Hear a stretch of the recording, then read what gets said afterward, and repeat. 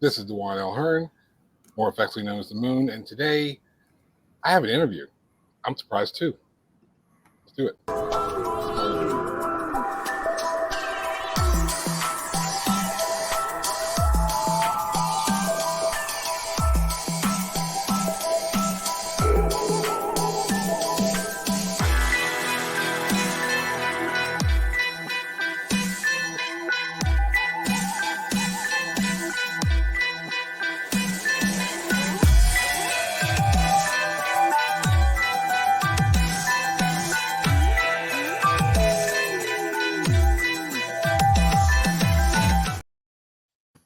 Welcome to the Moon, to Moon Equals Wrestling. I almost said the other show name. Go figure that. Today, I have an interview with this really awesome dude that I met at a convention a couple of years ago. He had a booth where he had both wrestling books and horror books. And if you follow anything that I do, somehow wrestling and horror always seem to go well together. So how was it like over time I wasn't going to have a chance to interview this guy? He does a whole bunch of things. We'll get into that in a second, but I'm going to let him introduce himself. And here he is. Oh, hello. My name is John Cosper. I am the founder of Eat, Sleep, Wrestle. I've written about 20 books on wrestling, and I've written a whole bunch of books. As Juan mentioned, there does seem to be a correlation between horror and wrestling. The majority of wrestlers you run into, they're big horror fans. And the horror, and I was at Fright Night Film Festival, hopefully the last one in Louisville a couple of years ago that nobody came to except the guests. And Alex Vincent from Child's Play on Sunday came looking for my booth because he knew Madman Pondo was there, and the two of them had met years ago. So, here's the little boy, and Pondo's like, oh yeah, we did a thing. I don't think he'll remember me. Oh yeah, he remembered him. He came looking for him. It was one of the first people Alex came looking for that day, so which was really cool. So there's a correlation. I don't know what it is, but even I got sucked into it. So here we are. Yeah, it's weird because you look at some of the names that we more prominently associate with both wrestling and horror, the scarier characters, your Kanes, your Undertakers. More recently, of course, your Bray Wyatt, who was actually getting involved in horror while taking a break from wrestling. That I can't understand what that exact correlation is. Yeah, I don't know what it is. It is what it is. I can say I'm spending a lot of time at Grindhouse over in Jeffersonville. They've got a guy, Leo Grimm. And Leo's other job other than wrestling is he works at some of the haunted houses around town. And he's he's working on his first horror story. I'm not sure if it's going to be a short story or a novel or whatever, but it's a really cool idea. So, but it's just a natural crossover between the two. You mentioned Grindhouse over in Jeffersonville. What exactly is Grindhouse? Grindhouse is a promotion, but it's mainly a pro wrestling school. It was founded probably close to 10 years ago now, right after the arena opened, which was 9 years ago. So 9 years it's been there. Too Tough Tony owns the arena right now. Reverend Ronnie Roberts is his lead trainer. Mitchell Huff trains with him as well. If you watch wrestlers on Netflix, you know who Reverend Ronnie is, and you've seen the arena. You've seen Grindhouse because they had a couple clips in there where Haley J's over at the arena. Spoiler alert: she's still there almost every week working with Ronnie. Ronnie's the guy who broke her in and her primary trainer, and it's still to this day. But it's a wrestling school. They're the ones that they launched Billy Starks' career, who's with AEW now. They trained Charlie Pierce. The lovely Miss Larkin, if you haven't seen her on social media, she's probably the greatest promo in the indies right now. She's just out of her mind. But she's training with them right now. I'm actually following them started following them back in January. Not that I wasn't interested in them before, but just kind of writing a book, A Year in the Life of a Pro Wrestling School. That's kind of my big project for this year, and getting to know these kids, getting to know the new ones coming in, as well as the up and comers. Some names you should be looking for and should be hearing about, like Ethan Heyer.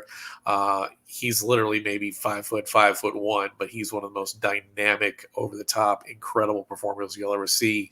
The Bruisers were just up in Michigan working for Joseph Schwartz and Flophouse Wrestling. They brought home tag team titles this past weekend. Berto and Hippo. Berto just won the Grindhouse heavyweight championship, and he's down in Mexico where he's defending another heavyweight championship belt that he owns. So, really neat place, and there's a lot of great kids that come through there. If you're an OVW fan, ZDP, who has magically transformed into Super Z, the superhero, after taking one last, too many headshots from Shane Mercer. That's where he got his start. When they started out, I did a story on Tony, and I did a story on the arena when Rudy Switchblade was their trainer, and Zach Bittman, ZDP, was the first kid that I talked to. So I watched him pretty much from day one, and it's a great place to train. It's a great building. I will say it's going to be sweltering hot the next couple of shows because we're getting into summertime and they don't always turn the air on. But they've had it going on. They've had sellout crowds every show for the last 2 years. They run once a month, and they got a really great thing going over there in Jeffersonville. What is the difference? I don't want to ask what's the appeal. That's like my next question. What's the difference between watching a Grindhouse show or an OVW show, Ohio Valley Wrestling, for those who somehow don't know what Ohio OVW is?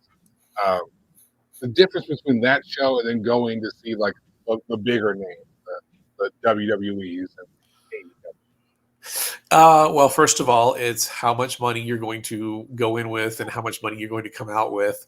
You can literally go to Grindhouse, buy yourself a hot dog and some nachos and a drink, buy a T-shirt from this wrestler, buy a sticker from this wrestler, get an autographed picture from this wrestler, and you're still less than the money you've paid for your ticket, not to mention your parking at the Yum Center, not to mention your concessions and anything you spend at that vendor table. Shoot, you could probably, for what it costs to buy a T-shirt at a WWE show, you get your ticket, your hot dog, and a T-shirt from an indie wrestler. Yeah, T-shirt's probably like $30 at a WWE show. Yeah, and that's OVW, that's Grindhouse, that's anywhere else. I'll plug. I'm working with legendary Larry D on his autobiography, so I'll plug Generation Next in Georgetown, Kentucky, and I always got to plug Bobby Blaze and FTC out in the Ashland, Ironton area over in East Kentucky. But any of their shows, and the great thing too is you buy that T-shirt, at that indie show, you're putting gas in their car that night. You're helping them get home. You're helping them get some food on the way home too. So whereas opposed to, and nothing against the WWE and what they do. I always say they put on a fantastic show, and it's, I've been to many WWE shows in town. I was at the Survivor Series the night the Shield debuted. I was at WrestleMania 27. So I've been to some big shows. I've enjoyed them. I've been to some of the NXT shows. Thank you, Chris Hero. I got like second row one time for NXT over there at Broadbent Arena. Fantastic show, whole lot of fun. But for me, I like the indies. We were talking off air a little while ago. What product am I really watching? And I'm not really watching WWE or AEW. It's not that I dislike them. I've enjoyed watching AEW. I've enjoyed the live shows I've gone to. I've enjoyed watching them on television. I'm dying for them to come to Louisville. They better bring Okada when they do, since he's now under contract with them. Okada in Louisville, Kentucky doesn't even make sense to me. Right. Doesn't even make sense. I got to see him. I went to All In up in Chicago, which probably one of the best shows that I've ever been to. That was a fantastic evening. But that's the first time I got to see Okada, so I'm dying to see him a second time. But for me, it's the indie stuff. I started going to OVW regularly close to 2 years ago, right around the time the cameras were there for Netflix. So I, the extra camera crew and stuff like that running around. I was there the night the cast of the Mildred Burke movie showed up this past summer, and one match into the show, here comes freaking Walter Goggins walking into Davis Arena. Just to take in the show. For me, I love the atmosphere. I've loved indie wrestling for 10 years now, and just being around these kids, getting to know them, and not just the kids, but the veterans too. OVW's got some great veterans, like guys like Cash Flow, and I guess you could call Jack Vaughn. He calls himself the veteran, so he's one of the senior leaders in that locker. That makes sense. Yeah, and then over at Grindhouse, you've got guys like JB Thunder, you've got Apollo Garvin, who I've known Apollo for close to 10 years, and there's just something about being around, the kids and the veterans. I heard Apollo give a rousing speech that I won't repeat because there were some there was some very passionate language in it, but this is who they are. This is what they do. This is their dream. And just the same as you and me, we're writers. If we had our druthers, we would write nonstop. It would be our vocation. It would be our sole focus. In which case we'd probably get less done because it would be our sole focus. So like, oh gosh, I've got to write this. I'd rather watch another thing on Netflix, but that's a whole other, whatever. Right. And that's another conversation, man. But they're just like us, and again, that goes for, a kid like Ethan Heyer, who's been working a year and a half over at Grindhouse. That goes for Luke Curtis, who has earned everything he's got over there at OVW. Tony Evans, who's currently the heavyweight champion. I knew that was coming for Tony. I had no idea it was coming that fast. But I've watched both those guys over 2 years, rise to where they're at and earning those spots. And they have worked extremely hard. It was actually the night Luke and I've known each other just over text and over social media and stuff for probably close to a year. I did a story on him for Slam Wrestling. And the first night we got to meet in person was after he had won that title. And just so cool to see, see them achieving, to see them advancing, to see them growing into their characters and stuff. Shalance Royale is one that I really love over there. It is, having written as much as I have about the ladies of, going back to the 40s and 50s, and there was Gloria Baratini back then, who was an opera singer. And now here we've got Shalance. Newsflash, Shalance haters, she has a degree in music. She has a degree in music performance, and she is a legit, beautiful opera singer. When I interviewed her for Slam, we talked for an hour and a half, and we talked half of that about opera.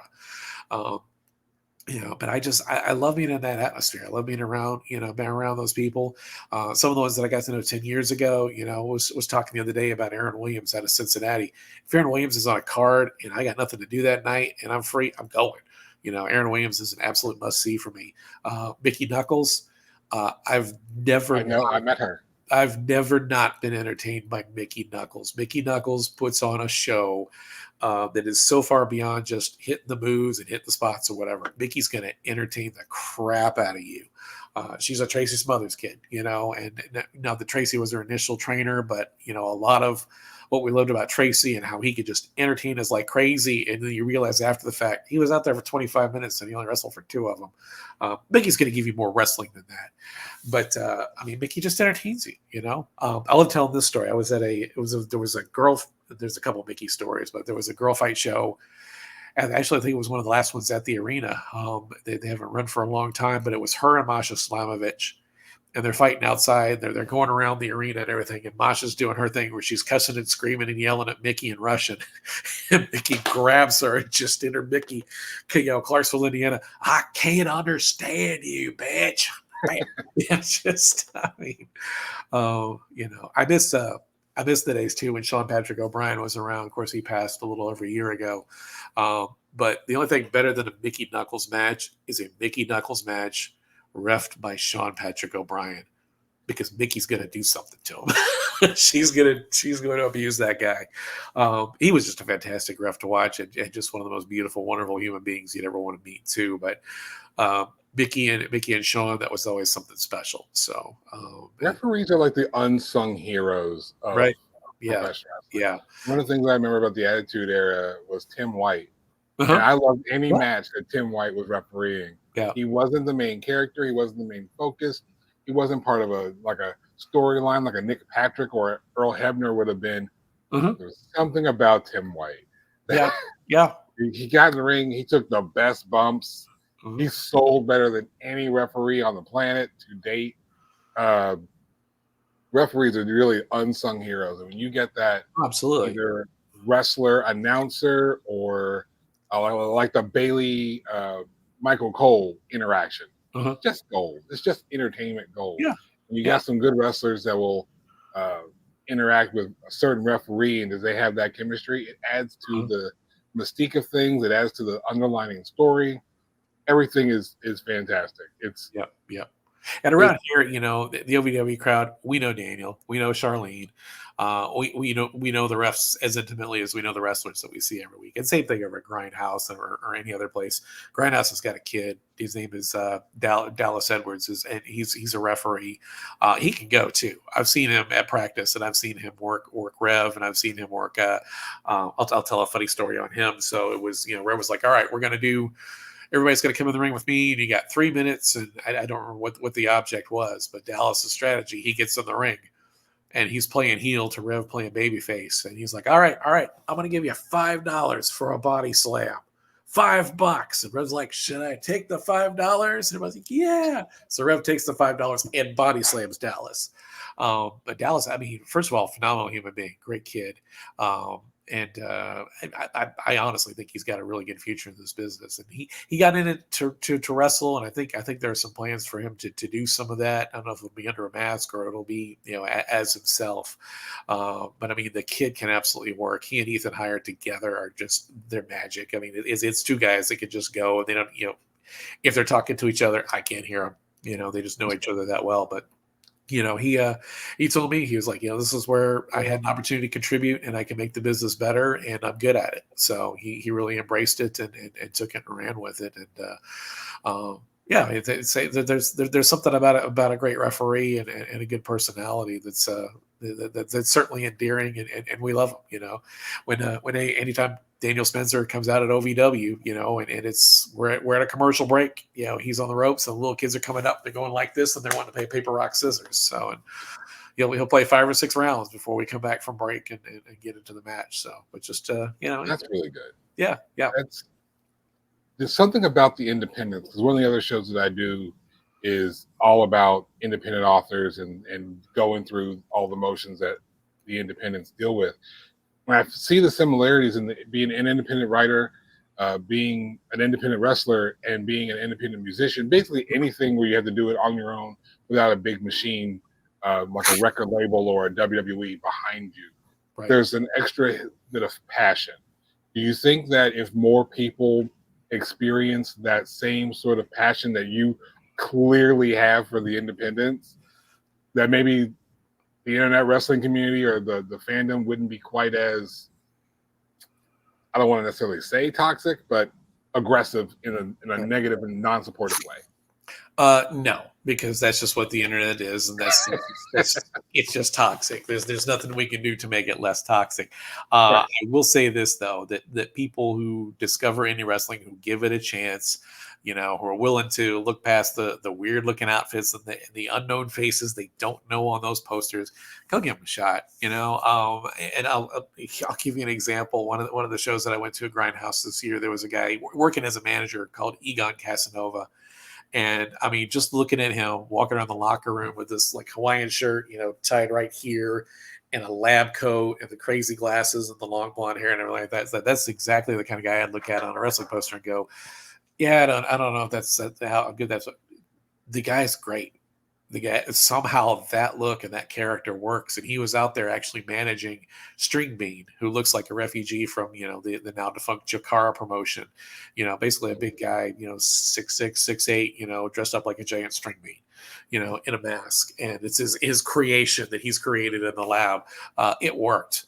And it was fun. And I mean, the independents, you just, first of all, you get more interaction. If you're going to go watch Monday Night Raw, or you're going to go watch SmackDown or something like that, they're working the clock. They're playing to the guy at the very back of the arena, and mostly they're playing to the camera. If you go to an independent show, particularly one that's just, small crowd, small building, if it's Davis Arena, the arena, whatever, you're going to get more direct interaction with the wrestlers. You're going to get the wrestlers yelling at the little kids. You're going to get, I always love talking about Sammy Callahan up in Fort Wayne, Indiana. He's working ringside with the Chris brothers. And I see him over there on the rail. There's 2 little kids just giving him the business, and he's screaming and he's red faced. And he pulls his cap around and he's doing the Tommy Lasorda and he's kicking dust on their feet. I mean, that's something those kids are going to remember, forever. And, the other night I was in Evansville, Charlie Pierce comes out and some little kid in the front row gets sassy with her. She gets in his face. If you want to fight, we're going to fight afterwards, and then afterwards he goes and gets her picture taken with him. You just get more interaction. And I think in particular, if it's something they're not filming and it's not particularly not if it's not live. And, the recent example I could give you on that was OVW did 2 shows down at the Riverfront recently in Louisville during the Kentucky Derby Festival down at the Chow Wagon. They had one the Friday the first Friday of the Derby Festival. They had one the Thursday, 2 nights before Derby. 2 nights before Derby. It was a pay-per-view, and it was a standard OVW. They started late, unfortunately, because they're having technical difficulties. It was a great show. It was a really good show, top to bottom. A lot of really good action. That show the Friday before. And here's the thing with that particular night. They had another show in Nashville the same night at the same time. So a lot of their top stars, Luke Curtis, Layla Gray, Haley J, Mahabali Shira, they're all down in Nashville, because the people in Nashville, this is the first chance they get to see the OVW stars they know from Netflix. So all those folks are down there. So I don't want to say it's the B crew in Louisville because it's really unfair to them. And particularly, Shalance is there, Jack Vaughn was there, Tony Gunn was there. This is not a B crew. This is a crew that could, steal the show on any indie show anywhere. But the boss wasn't there. Okay. Doug Basham's there. He's running the show. Al's in Nashville. So you get a little bit of that. The teacher's gone. The sub is here. The cool sub is here. You don't have the TV cameras. You don't have time limits. You don't have somebody in your earpiece going, you got 2 minutes, it's time to go home or whatever. It was the most pure OVW house show that I've seen in that regard. Plus the fact the boss wasn't there, and there was a lot more liberties taken and a lot more freedom. They were having a good time that night, and everybody came out. Everybody was trying to pop Doug Basham. I sat right behind Doug and the other production folks at that table, and it was the best seat in the house, and Jack Vaughn coming out, with his athletics jacket, whatever it says, the veteran on the back of it, and Dustin Jackson had come out just before him in his blue jean jacket. And again, no cameras, no TV, no Al whatsoever. So Jack gets on the microphone. It's like, I was thinking about wrestling with my jacket, but I think I might take it off if Dustin will take his off. Do you guys want to see Dustin take his jacket off? And then he starts saying, jacket off, chant. And Doug just buries his face in the table and just dying. And Jack comes over and leans over the ropes. Yeah, don't tell Al. I wrote it up on my blog next day. Sorry, Jack. But, that's fine. Al will be fine with it. Al would not. Al's done worse. Come on. So, but it was. What does everybody really want? Yeah, they were having fun, and they were having a great time. It was one of those nights where it's like, it was not a chore for anybody to be there. Would some of them prefer to be in Nashville and a bigger spotlight show? Yeah, probably. But they had a blast, Shiloh Jones worked the show. I'd say, excuse me, Truth Magnum worked the show that night. As part of a 3-on-3, he was part of the heel team. And I haven't seen Truth work heel in a long, long time because the Outrunners had just became so monstrously huge at OVW. And now, of course, they're all over ROH and AEW television. But getting to watch Truth be heel Truth was a lot of fun. So, and sending pictures to my daughter, who's the biggest Outrunners fan in the world, going, no, say it's not so. He's not going heel. He can't go heel. But man, it was just, and there's just something about the atmosphere. It was just fun. It was free. It was loose.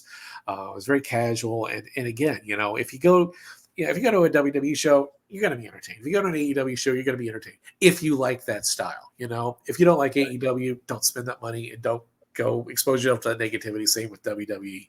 Why don't you get to see Okada? Yeah. Go for that. Right. Yeah. But go check out an indie show, wherever you're at, and again, I named a couple of them. Obviously we got Ohio Valley Wrestling and we got Grindhouse here in Southern Indiana. And again, Georgetown, Kentucky's got Generation Next, FTC's, out there in Eastern Kentucky. And I've been to all these shows. I've loved all these shows. I've gotten to know folks at each one of them. There's great talent working on all these events. Shane Mercer and Drew Dillinger work down there for Larry. And Larry's got a lot of great students of his own. Bobby just had Ms. Larkin from Grindhouse at FTC this past weekend, and Jillian Hall showed up and did a run in the middle of the show. So, fun little fact. Jillian was part of the training school there for a good while. She trained Judy Ray Hendricks and I think Brock Boulder and quite a few of the wrestlers they've got out there. So, but yeah, go check out an indie show.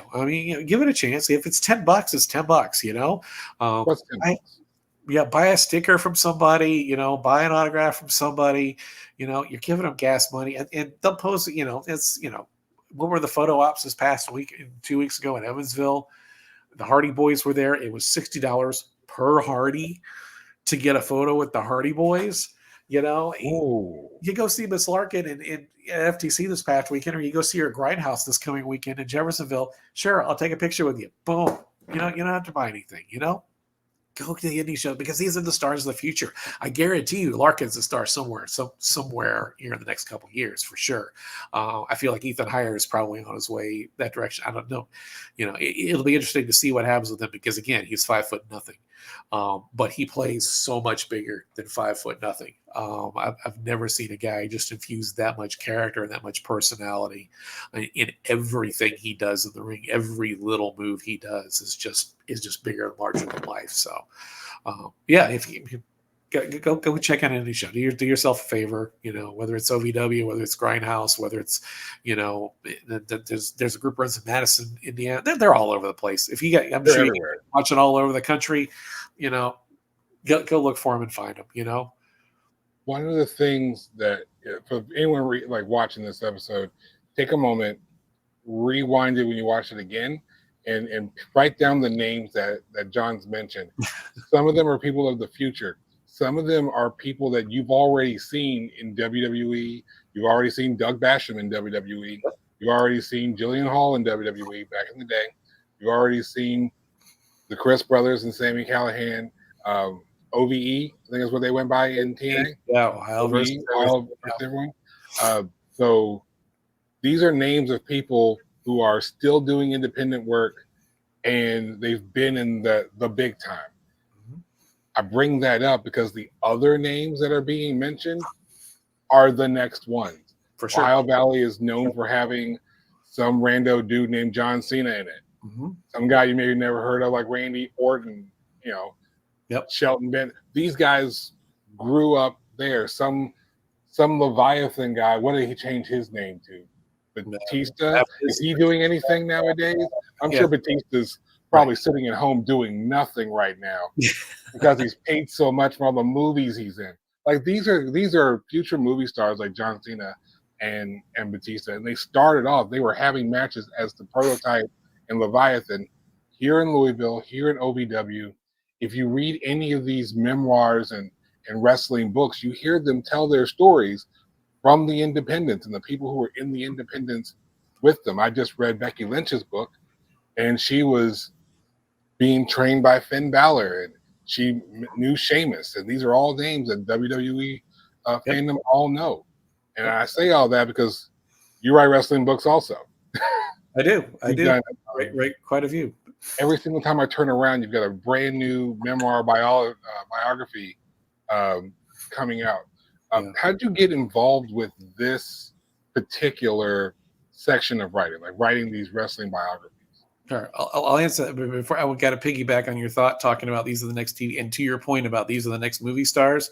Mm-hmm. You watch the Netflix documentary, or if you've ever watched OVW, or if back in the day you were a fan of IWA Mid-South, Cash Flow from Louisville, Kentucky is in Atlanta, Georgia, filming season 2 of Tulsa King. And it's not a one-off guest spot. He's part of the cast. He's part of Sylvester Stallone's crew. He got a phone call directly from Sylvester Stallone because of Netflix wrestlers to be on television. So I'm really excited. You talk about a great guy who's paid his dues and good things happening for him. I'm excited about. So as for me, how I got into that, well, I've been writing since I was a kid, and in college I started writing drama for the church, for the youth group, and then I started writing for other churches, and I had my own traveling drama team for a while. I branched out from there. I studied screenwriting. I tried to become a screenwriter, and I started writing. I wrote a lot of science fiction that never really quite took off, went anywhere. I've written children's ministry curriculum. I've written all kinds of things over the years, and it was about 11 years ago probably 12 years ago, I started to think about it. And, I had a friend move in with me before I got married, for a short time, and he brought his entire wrestling library, and we're talking VHS tapes and books and DVDs. And that's when I read Have a Nice Day and Foley is Good. Bobby Heenan's book always stood out to me. Lawler's book, Kurt Angle's, and quite a few. And I really enjoyed the stories behind the wrestling, and at some point started looking into things and realized that Mark James had written a phenomenal library of books all about Memphis, but he had never done anything specifically about Louisville. which was the number 2 town in the Memphis territory. So I started doing some research online, found the writings and work of guys like Steve Yohe and Tim Hornbaker. I discovered the story about how Strangler Lewis got his name after no-showing an event in Louisville and then coming in 2 weeks later, and they had to make up another name on the spot. So Robert Fredericks became Ed Strangler Lewis. And realized there was more to the story than just Memphis and OVW, which, I mean, there was plenty of story enough right there to write a book on. And told my wife one day at lunch, like, I'm thinking about writing a book about wrestling in Louisville. And she said, go for it, which surprised me because she's not a fan. But she's like, you know what? You love this stuff and you're a great storyteller, so give it a shot. So I spent 1.5 years working on what became Bluegrass Brawlers. That book came out actually almost 10 years ago, summer of 2014. I started going to independent shows, in particular Destination One Wrestling, which no longer exists in New Albany. That's where I first met Madman Pondo. That's where I saw Crazy Mary Dobson, who's now Valhalla with WWE. The Chris brothers were always there. Alex Colon, who went on to become one of the best deathmatch workers in the world. Aaron Williams, Ron Mathis, Lufisto. Just got to see a lot of really good talent come through New Albany. I mean, 10 minutes from my house. So very much fell in love with indie wrestling. In particular, it was a Aaron Williams, Ron Mathis versus Jake Christ and Alex Colon. There was a tag match between the four of them, which I think I reposted on my blog. It's on YouTube. And that was the night I was like, I love this stuff. And I ended up writing a book called Eat, Sleep, Wrestle about independent wrestling. That became my second book, which came out at the end of that year, and I think around December of 2014. And really the impetus behind the current book that I'm working on, Grindhouse, was I wanted to go back and 10 years later do another Eat, Sleep, Wrestle, and maybe kind of recap, well, here's what those people are, and here's the next group coming up, or do something different. And the opportunity to partner with Grindhouse, I did a story on them for Slam back in November, because they got some nice airtime out of the Netflix documentary. They go to the arena a couple of times, and you see Haley working there, and Eric Darkstorm working there, and stuff like that. I'm not going to drop names other than Haley, but it's kind of Louisville and OVW's best kept secret that Wednesday night there's a whole crew of them that come over and work with Rev every week. So Rev's actually left OVW to concentrate on Grindhouse full time, but and this is nothing against the staff they've got at OVW. They've got Cash Flow teaching the beginners. They've got Tony Gunn teaching the independents. Tyler Lee Deputy is at Grindhouse now, and he trained at OVW. He said Tony is a school teacher in real life, and he comes in to pro wrestling class with a syllabus and a schedule and everything, and said he's it has nothing but high praise for Tony Gunn and the way he teaches wrestling. But I mean, they're training. Haley's over there every Wednesday. Rev is her trainer, Rev is her teacher, and I've got some fun quotes going in the book, from Haley J. And just some funny things that she said in the couple of Wednesday nights that I've been there while she's been there, and getting to watch those guys work. And so it's kind of bringing things back full circle, and 10 years later, but taking a different angle on it. At that time, I was just kind of grabbing and reaching out to anybody I could talk to. I talked to Mike Quackenbush from Chikara, talked to DJ Hyde, talked to Aaron Williams, Lufisto, Mickey Knuckles, Madman Pondo, Crazy Mary Dobson, and just what made you fall in love with wrestling? How did your parents take it when you told them you wanted to be a wrestler? Talked to them about injuries, talked to them about training and first matches and things like that. Just kind of covered what it's like to be an independent wrestler, because as we discussed already on this this talk and everything. I mean, they're like us as indie authors. They're out there grinding and hustling because this is their dream. This is what they want to do. This is a Leo Grimm yesterday at the arena talking about, I want to do a thing one day where I jump off of something like 30 feet in the air. It's like, I cannot relate to that impulse and that desire in any way whatsoever. But I appreciate you for it, and I hope you don't get hurt. So. Yeah, I'm not trying to climb a 30-foot ladder to clean the window, let alone jump off of it. Yeah. I watched Clayton Cannon. Grindhouse had their big show of the year. We're going on 3 weeks now, and the first steel cage match ever. For Grindhouse Pro Wrestling, first time it was blood in a match and bleeding in a match ever. Because that's a strict no at Grindhouse. You do not blade. But this is Tony's show, and he wanted, if we're ever going to do it, this is the time to do it. So of course I go up and rib him. As Berto's bleeding, it's like, hey, Berto's bleeding in there. I think he's bleeding.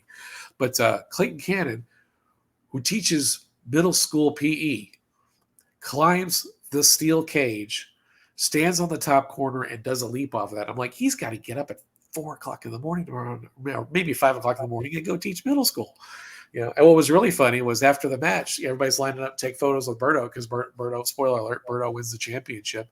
And some little kid gets in the ring. He's like, I came here because Clayton is my PE teacher and I wanted to watch you kick his ass. And Berto's like, well, what's your name? He's like, I'm not telling you. Smart. That kid wasn't past that class. Smart kid. So is that like, you write other things, but I feel like there's a lot of passion that you put in the writing of your biographies, the attention that you give them, the presentation that they have. What does that do for you when you learn these stories, and you're sitting with these people and you're learning? What do you take from that personally? I tend to gravitate towards good storytellers or stories that I want to know. Stories that I want to know really more the historical ones where the folks have passed on, and I feel like their stories need to be told, and if 5 people buy this book, whatever, I got to find out who Mars Bennett was or who Elvira Snodgrass was. The great thing is more than 5 people have bought both of their books, and more recently Jude Byers, who was, the women's world champion, between Mildred Burke and the fabulous Moolah, deserves her flowers, in particular because Moolah lied her entire career and said she beat Jude Byers for the championship, which she did not. Jude retired as champion, almost 10 years after winning it from Mildred Burke in controversial fashion. But for me, with the historical stuff in particular, I get to find out who these people are. I love digging up something that a story that hasn't been told in ages, finding a humorous something humorous or something human about them, in a newspaper article, or even talking to, I've gotten to talk to Billy Wolf's granddaughters, the granddaughters of the man who ran women's wrestling back at that time. I've talked to Jude Byers' granddaughters. I've talked to Elvira's niece, the niece that was living with her when she passed away, who confirmed the story that when Elvira had her car wreck and rolled her car into a ditch, she cut her own arm off to get out of the car.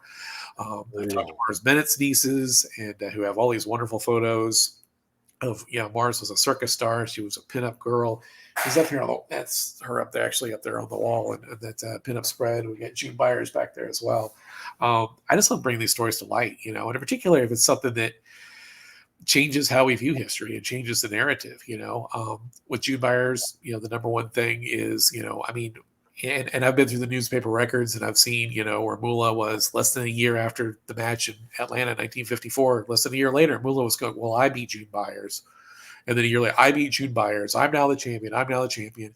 If you read Moolah's biography that was published by the WWE, she will tell you about a match in 1956 when she wrestled Jude Byers in Louisville, Kentucky, and beat her for the championship. It's a complete fabrication. That match it was one of the first matches I went looking for because I'd read Moolah's biography. I was like, oh, wow, maybe Moolah lied about it. Yeah, Moolah lied a lot.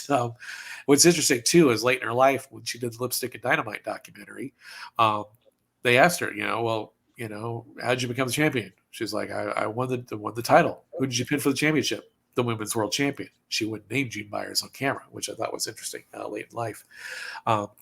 So she knew, she didn't tell the lie near enough to be able to believe it herself. With Elvira Snodgrass, one of the big things was, discovering that she had been Betty Nichols, who was supposedly a school teacher from up in New York and was the last woman to legitimately pin Mildred Burke for her championship before her 10-year reign, which ended in obviously in controversial fashion with Jude Byers in 54. But it was, and Elvira had a number of different names. She worked as Edna Yoder. She worked as, I think, Alice Nichols was another name, Alice something or other.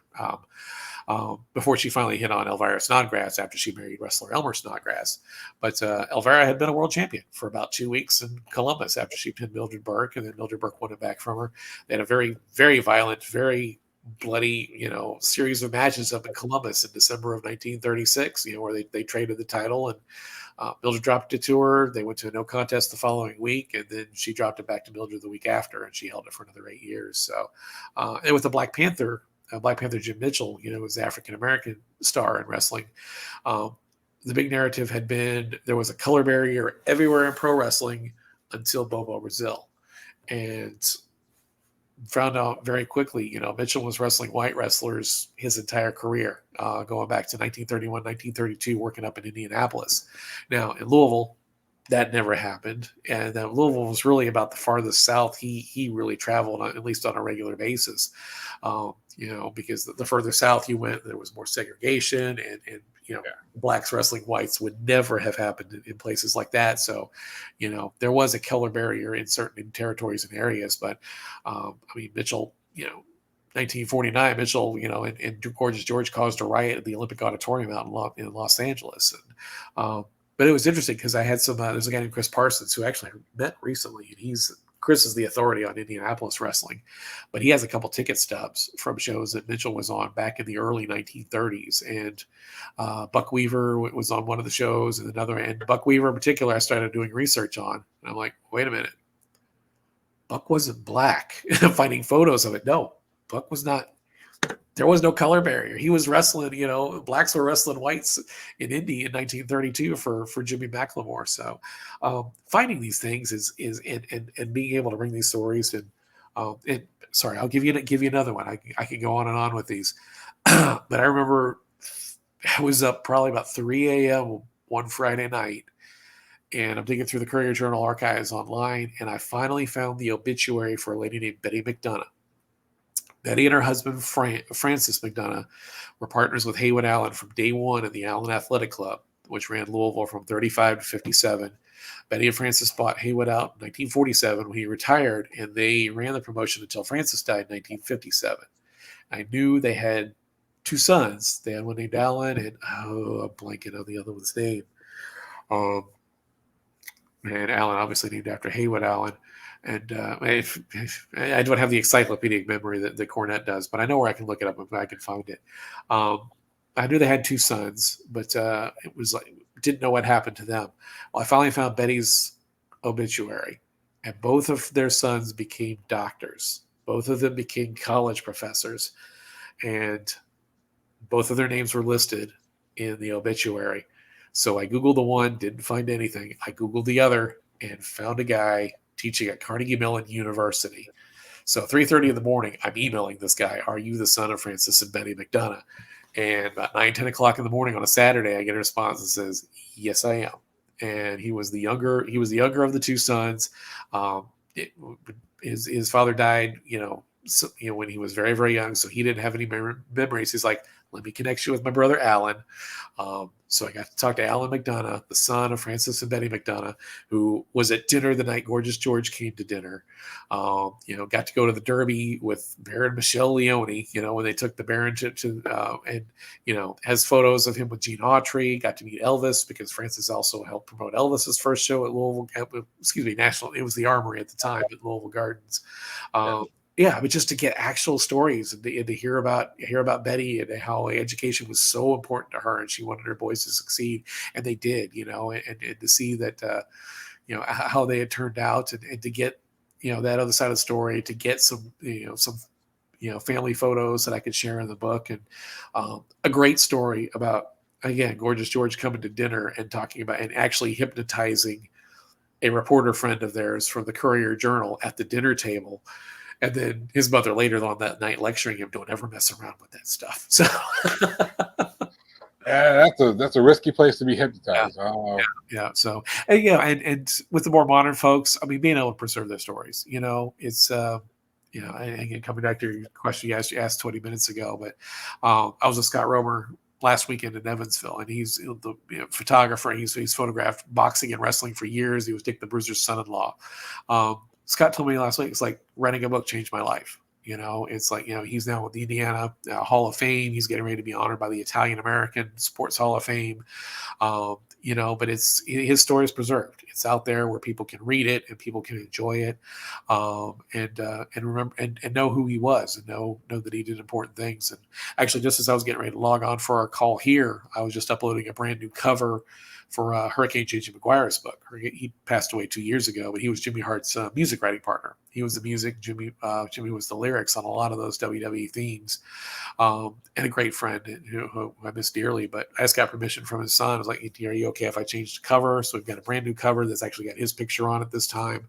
And I wrote a new afterword as well, just kind of remembering JJ and when he passed and what a great friend he was. But JJ's story's out there. JJ was able to tell his story before he passed, and anybody who wants to know it, and get a behind the scenes look at the early WWE, because he was on the road with some of those guys. He's got a hilarious story about King Kong Bundy tipping over a Coke machine, and and knowing the stories behind the Demolition song, Sexy Boy, Cool, Cocky, and Bad, and all these songs that he touched and everything.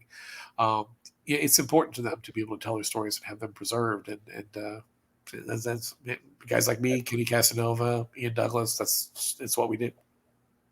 And the level of that work from a writer to a writer and a fan of wrestling, I can't even think of the word to emphasize how important the work that you do is. The preserving of memories, preserving of the truth of professional wrestling, and just honoring a person's life by commemorating it into a volume. I mean, that's just, there's no words for that, what you do. So kudos to you, man. Thank you. Absolutely. Yeah, it's so important to the family. The McGuire family is grateful that his story was told, and the Candido family, especially when I worked with Chris Candido's book, and making sure that his memory lives on, and that people know who they are, and it's great to see June Byers, his granddaughter, is sharing when I share posts about June or in the book, and Mars' family does the same as well. It matters, and it's that there's grandchildren and great grandchildren that gets it. Wait, my great aunt was a pro wrestler. It's kind of fun. Yeah. It's a revelation. I actually had an experience like that. A quick story of my own.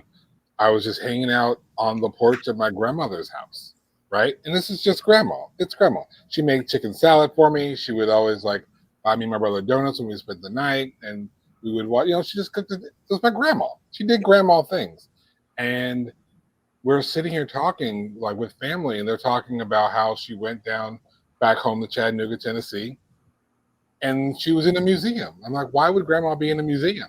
Oh, you didn't know? Grandma used to do singing in Chattanooga, Tennessee back in the day when there was a color barrier. There was very few places for Black performers to sing in public. There's a mural that includes her. Wow. In Chattanooga, Tennessee right now. Yeah. She had a whole display of her in a museum. And I'm like, Grandma? Yeah. And these are the stories that were never told. So now I'm being told stories from my aunt about the Temptations and these people hanging out on this exact porch, just chilling. And I'm just like, incredible. Yeah. What? And it's these kind of stories that you learn about your family members, because in the end, you're doing your family thing, and you're just, it's grandma, it's grandpa, it's your aunt and uncle, it's mom and dad. You don't think about what they did outside of you or before you were born. So to have these stories that they can hold on to and reflect on, and just flip through the pages, wow, this picture of grandma, wow, this story that she told this guy, these are incredible. And it gives you a sense of pride. And not only that, it gives encouragement. I think that's one of the other important things about the work that you do. When you read someone else's story and you're like, wow, this person overcame a lot of those odds that I'm going through now and still reached their goal. For sure. I probably can still too. Yeah. So that kind of work, having that kind of documentation, very, very important. It's probably the most important work that can be done. For sure. Yeah. And, on a smaller level too, some of the folks that, I got Stu Gibson in the New Albany High School Hall of Fame a couple years ago, while two of his sisters were still alive. He was a pro wrestler. He was a U of L football star that became a pro wrestler in the 1950s, and just a beloved member of the family. The family's always loved to tell stories about, and now he's got a plaque in New Albany High School. I'm working real hard to get Jeff Van Camp in there right now. Jeff Van Camp he played football at U of L and became Jeff Van Camp football player, tagging with Dick the Bruiser. before he became the second version of Lord Humongous, which is what he was best known for, and he still does appearances for every now and then.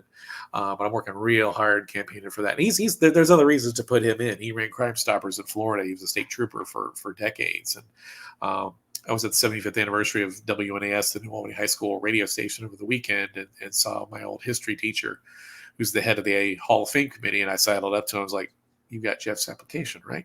Right?"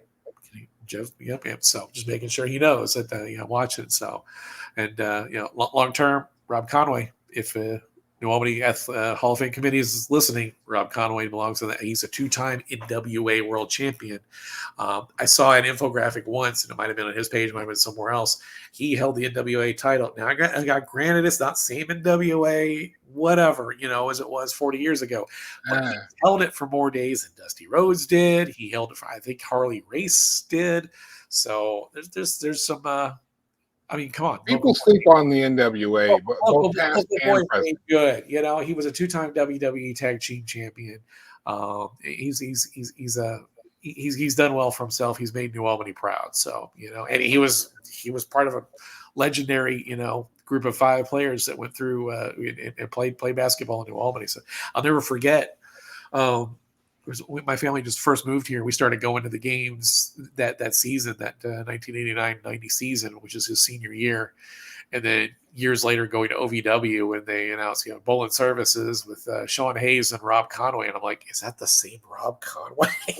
So it was a little more ripped than I remembered from high school. He always wore the t-shirt with underneath the jersey, but yeah, same guy. Yeah, the names locally of like Nick Dinsmore, Rob Conway, we know those names locally.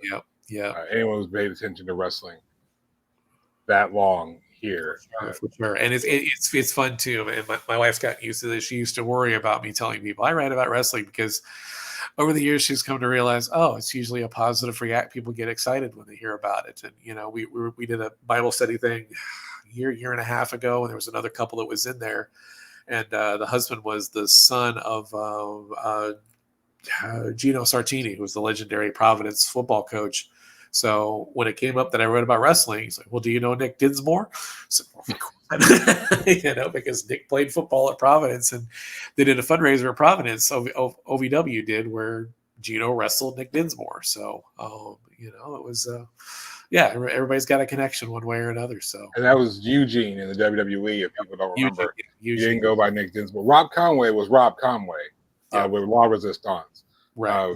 But right. Nick Dinsmore was Eugene in WWE. So anyone who didn't, and Melvin, the guy with me, his name was Jim Edkins. I went and met this guy for coffee one day, and he brings this notebook from when he was a kid. He used to go to the shows at the Columbia Gym every week, and he wrote the results of the Columbia the shows every week. I had his handwritten, notes, and to hear him tell the firsthand accounts of what it was like there was really something special. So, yeah, and I love when people come up to, I've had people come up to me at things. Hey, my grandfather was a wrestler. This is a name, or I think the family of Railroad Route. Which was a wrestler back in the 20s and 30s in Louisville, but they approached me on email and asked me for some info and shared some things with me. So I love those. I love when people reach out. Hey, my grandfather was this or that or whatever. And, but I love those stories, and getting to talk to some of the, I got to talk to Belle Starr, who she was actually in the car when the car accident happened with Mars Bennett. She went through the windshield and ended up in the hospital, but she survived the accident where Mars passed away. But I got to speak to her on the phone while I was working on Mars's book, and I dropped the name Elvira Snodgrass, whose book I also wrote, and she started laughing. I was like, "Did you know Elvira?" I was like, "Oh Lord, she beat the hell out of me." So, here's somebody who got in the ring and took her, paid her dues at the hands of Elvira. Back up there on the wall behind me, Elvira Snodgrass hell out of this lady. So not just going back to the past, but you're also, we're going to throw some credit your way. You're influencing the future. You know who I'm talking about? Our mutual friend Carrie. Oh yeah. And you were influential in getting Carrie into wrestling. You want to tell that story? Sure. Yeah. So Carrie and I met at the same conference you and I met at, which is at Imaginarium. Shout out Steven Zimmer and all his amazing crew in Louisville. If you're an author or if you love any kind of genre, fiction, writing, whatever, get to Louisville, get to Imaginarium. You'll have a blast. I absolutely love my time there, even though I went home with COVID. But it may or may not have been being there. Definitely go this year because I've got a panel. I managed to get a panel on the program this year connecting wrestling and writing and how if you're getting involved in any of the media, I'm going to be how at everything Waterloo that weekend, unfortunately, this year. So I'm not wearing the shirt right now, but everyone who knows me knows that everything comes back to wrestling. Yeah. And that's what it's going to be basically a panel about that. It's going to be a panel that tells how everything does come back to professional wrestling. So as we mentioned Imaginarium, I wanted to definitely throw that panel out. But you met Carrie there. Yeah, so Carrie was there. She was there. And she's a friend of Steven's, and she's a bodybuilder. She's a cosplayer. One day she's dressed as Wonder Woman. Next day she's dressed as Captain Britain. But she comes and she stops at my table one day, and I had my binder of old photos out, which I take to a lot of shows, and started looking through and was asking questions about the ladies and stuff. And we started talking, and she loved hearing. I was working on Mars's book at the time. She loved hearing about her and Elvira Snodgrass, and just seeing those the actual photos and magazine clippings and stuff. So we connected and became Facebook friends. And she said, that's something I've always wanted to try is pro wrestling. How would I get into it? So I contacted Leilani Kai, who I've gotten to know through Facebook and is in Florida, and asked her who she recommended. And she got her in touch with Natalia Markova. Yeah. Again, Markova, yeah. But that's where Carrie trained initially, and she's moved on to another school. But she's working her way up, and Carrie's one of those that she's still got. It's so much more complicated than you realize. There's so much to it. I was watching guys yesterday doing quarter speed, 3 steps, turn, hit the rope, 3 steps, turn, hit the. Slow motion. Just learning. To just commit all that stuff to muscle memory. There's so much to do. But, here's the thing about Carrie. She's built like a freaking real life Wonder Woman. She's a legit 6'3", 6'2", 6'3". She's a monster standing next to any other woman. You put anybody next to other man, anybody, you give her a mouthpiece, you send her out there, and she only needs 1 or 2 moves, one move to knock him down and then 1 move to finish him off right now. So, but Carrie can make somebody some money, and I really hope she does well in this business. She's continuing to work hard.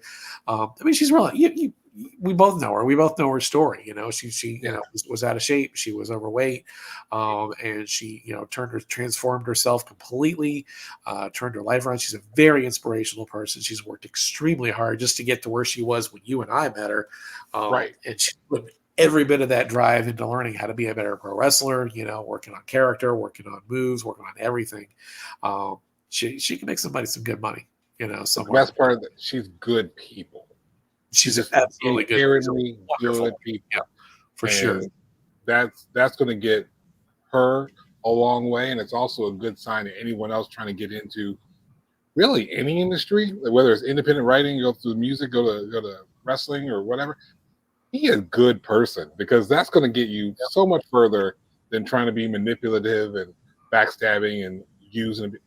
You're just a good quality person. But Carrie is, like you said, a monster standing next to anybody. Like you walk up to her, you're like, okay, I'm gonna step over here because I don't want to say the wrong thing.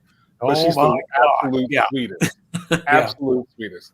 And I hadn't seen her in a year. I went to stopped in an Imaginarium just to say hello to her and some other friends last year. I hadn't seen her in a year, and it's like, you forget how just very tall she is, and Because a lot of times she's sitting or she's kind of leaning back, she's off in the corner or whatever. Mm-hmm. You see her from a distance. Oh, but I saw like an after party, and she's like just bigger than everybody. I'm like 5'10". I go about 5'10". Yeah, same. And I'm just like, yeah. And she's in that China realm, and I'm loving right now. Just we can just talk wrestling, right? I love how we go from that Divas era of women's wrestling to this era where you have your Bianca Belairs, your Jade Cargills, your Jordan Graces, your Ivy Niles, these Yeah. muscular cut women in a era where in a space where women had to be ultra feminine and super girly, and we're playing more into the sexy diva realm of things. And now we just have these women walking out, and they look like they can beat your ass. Really, like they could rip your head off. Yeah. So that's what made Phoenix stood out. First time I saw her at OVW was she was not built like, and she came up in the Divas era. She was the anti-diva. Just look at her. I mean, she was like, she could rip the heads off half the guys I see coming out of here. Definitely made her stand out. And they're seeing a lot of success. We can't. I mean, we can talk about Jade Cargill's and Bianca Belair's all days, but I really don't think anyone's doing the muscular woman thing better than Jordan Grace. No, I love Jordan Grace. I've watched that. The first match I saw of hers was probably a little over 10 years ago. Was her, and she's now Ruby Soho. Falls Count anywhere in Clark County, Indiana, down at the Colgate Gym in Clarksville. And I think I've seen clips of that match. Yeah, she was 17 at the time too. So yeah, and of course it went out in the parking lot. They just beat the crap out of each other. It was fun. It was a fun match. And just watching Jordan Grace, because I've been following Jordan Grace for a good number of years now, and Jordan Grace over the years has just gotten more cut. She's gotten more cut. And I'm loving the fact that she's in an organization that is valuing this is what women look like. For sure. And there's a whole TNA really highlights wrestling and what it really means to be a wrestler. Because pro wrestling exists better in TNA on TV, better than WWE and AEW, my personal opinion. They've had the best vision on TV. You get to have that fantasy world of wrestling. Yeah. Every Sammy Callahan's the one you mentioned earlier. Yeah. He can push a button and disappear and come back. And it's just the normal thing in TNA. It's the thing. And that's one of the beautiful things about professional wrestling.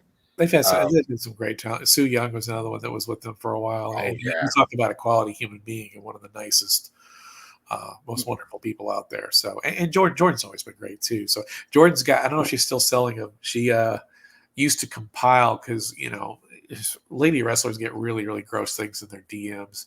And Jordan actually has published 3 volumes of gross things that have been sent to her in DMs. I meant to buy those books when I saw them coming out. I've got 2 of them. Yeah. I meant to buy it. It was just like, but at the same time, it's like, I know, dudes. I know it's already in this book. Yeah. So it was a way to support her. So, and great person, great human being, and I love the success she's having, and that's the thing. If you limit yourself to a certain body type, you miss out on a lot of opportunities. Mickey Knuckles certainly does not have a diva's body, but if you're gonna, I'm not gonna go watch because you're missing out on the most entertaining everything in the indie. She's, oh my gosh, I've never not been entertained by a Mickey Knuckles match. So. And a sweet lady in real life. So, but don't mess with her. You literally got all the time in the world, and I want to make sure we talk about, because again, the other show that I do with my co-host Sako Toomey talks about us being independent horror authors and going through all that stuff. You write horror also, because that's what we talked. We started this thing off talking about the correlation between horror and wrestling. I guess that's a better way to close things out. You write, was it Dead Park? Dead Park, yeah. Dead Park Books is my website, deadparkbooks.com. It started with one book, and it started with my dad passed away 3 years ago. A couple of days before he went to the hospital, we realized he was sick. He sent me a text where he had a dream about a guy starting a new job, and when he fires up his computer, the printer prints off this note from the previous employee saying, "You are in grave danger. You need to get out of there now." I think this would make a great story. So, but a couple months later, I was driving somewhere, and that story popped into my head, and I realized I had 2 other stories about horror stories that took place in an office. I worked in offices for a long, long time, and at the time I was working in one too that I really wanted to get out of, and so there's a lot of office related, humorous office related horror that's bounced around my mind for years, and so I was like, well, this could be a trilogy of stories that go in one book. And as I was working on them, all of a sudden I discovered, oh wait, I got this one over here that I never finished. Oh, I got another one here. So it ended up being a book called Dead Park Plaza. which is it's a horror compilation, just a group of stories. They all take place in the same evil, haunted, whatever 4-story office building. And put that one out there just as a one shot. And within a year, I had written The Shops at Dead Park, because I mentioned in the book that it was Dead Park Plaza is this office building built on what was once a Army munitions plant where some top secret stuff went on that's never been disclosed. And then right next to it is the mall that was also built, and then a subdivision. So the mall book came next, and then a book called Dead Park Records, where I took another old story that had never really found light and brought it into that Dead Park universe. Dead Park Estates is book 4. That's about the high-end subdivision. And these books have, I mean, everything. There's killer clowns. There's prom queens wielding chainsaws. There's a serial killer Amish dude. There are vampires. There are cryptids. The cryptids have become bigger and bigger and bigger. Man Pondo is in Dead Park Estates. There's a character very much inspired by our good friend Carrie in Dead Park Estates, who will probably come back in a later book as well. Book 5, which I Returned to Dead Park, is pretty much done. I need to go back and make sure that's everything that I want it to be, but it's a return to Dead Park Plaza. I had more office stories to tell. So that will be that one. And then Dead Park Classified, book 6. I just started last week talking with a friend of mine who she played a character. She played a character that wasn't in the first book that I wrote into a video promo. And then she became the secondary main character in Dead Park Records. And now all of a sudden I realized, oh, she's got more story to tell. So she's going to become a major character in book 6. And then I've got a 7th one planned as well. So, but the 4 main books, Dead Park Plaza, The Shops at Dead Park Records, and Dead Park Estates, are all available on deadparkbooks.com. You can buy the ebook versions there as well as the paperbacks. You can also find them all on Amazon for either paperback or Kindle.